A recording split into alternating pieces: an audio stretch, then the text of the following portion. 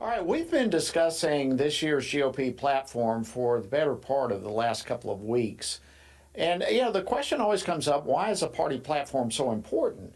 Well, it's because researchers tell us that it's a major predictor of how a politician is going to govern. And people, the voters, believe in the platform of one party or the other. In fact, in 2016, nearly 60% of Trump voters said that the platform influenced their choice. Well, why is that? Well, it's because history shows that the platforms chart the path that the party itself is ultimately going to take. So you can imagine our disappointment that this year's platform left so much to be desired.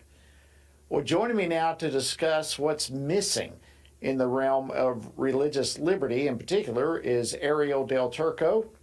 She is FRC's director at the Center for Religious Liberty. Arielle, welcome back to Washington Watch. Always an honor to have you. Good to be with you, Jody. Okay, so you read through the platform, through all these platforms. You've been putting together a piece. In fact, I'm looking forward to, I've seen some of the work that you've done. That's why I want you on here. But comparing the platforms of the Republican Party. We always put out a comparison of platforms between Republicans and Democrats, but you're putting together a comparison of Republican platforms, where we have been as to where we are now, and in particular, your area of expertise, religious liberties. So let's start there, comparing this year's platform with the 2016 platform. Are there now more or fewer mentions of God? Let's begin there. Yeah, so what we're dealing with the 2024 platform, it's much shorter, so overall the word count is much smaller. So when we're looking at the 2016 version of the Republican platform, there were 15 mentions of God. When we look at the 2024 platform, there were 2 mentions of God. And that's not necessarily concerning in itself, especially because of the word count cut. However, the way that God is referenced is of note. The 2024 platform, for example, mentions God talking about what Republicans will do with God's good grace. And that's important. We need God's grace to do everything that the Lord has given us to accomplish through our party. So we need that. That's great. However, we want a little bit more than that. We want to see God put in a place of honor and reverence as foundational to our party's values and our country's values.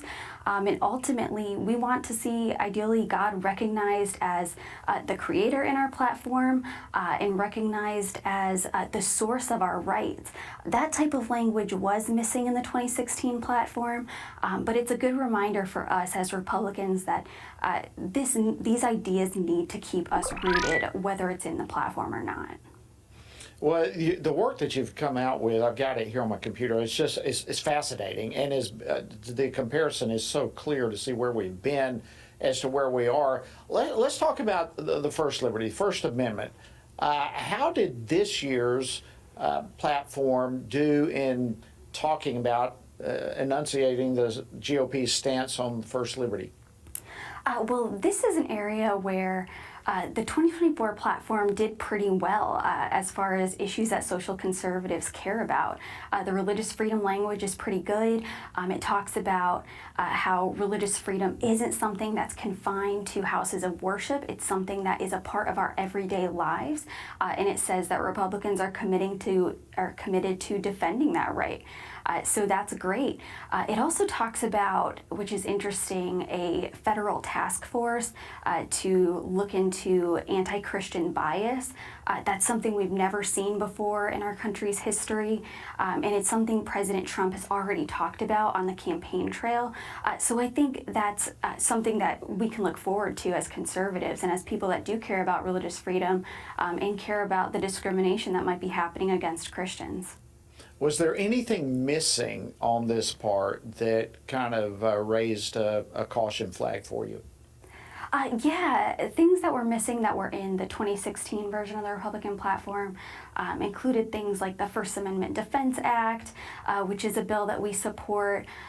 Also mention of the 10 Commandments in schools and how that's important. That's an issue that's relevant right now, especially after Louisiana just passed a bill stating that the 10 Commandments would be put back in school classrooms.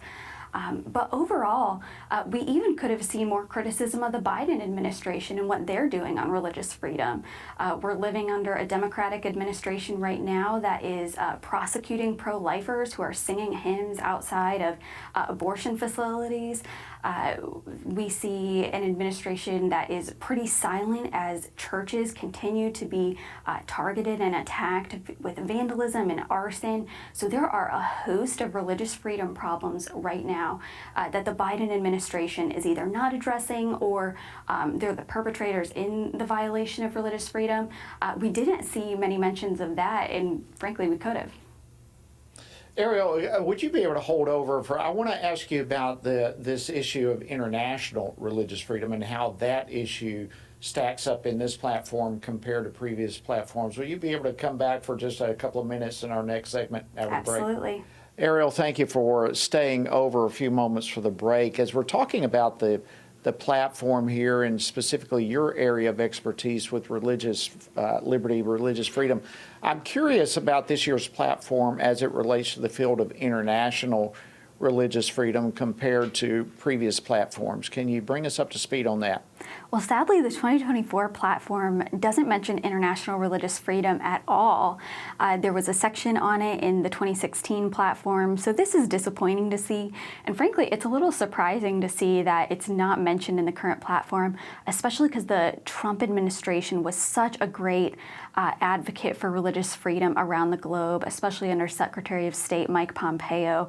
They just did phenomenal work elevating the issue of religious freedom in the State Department, bringing people like Andrew Brunson home from Turkey. He was an American pastor imprisoned in Turkey for 2 years, totally unjustly. So the Trump admin has some good wins under their belt on international religious freedom. It's sad to see that it wasn't included in the current platform. Well, Arielle Del Turco, I want to thank you so much for all that you do in this. And you're right, I thought Franklin Graham, in fact, did a good job mentioning Andrew Brunson in that situation as well. But thank you for staying over with us for a few moments and for the incredible work that you do here at FRC. We thank you so much. God bless. Thank you for having me.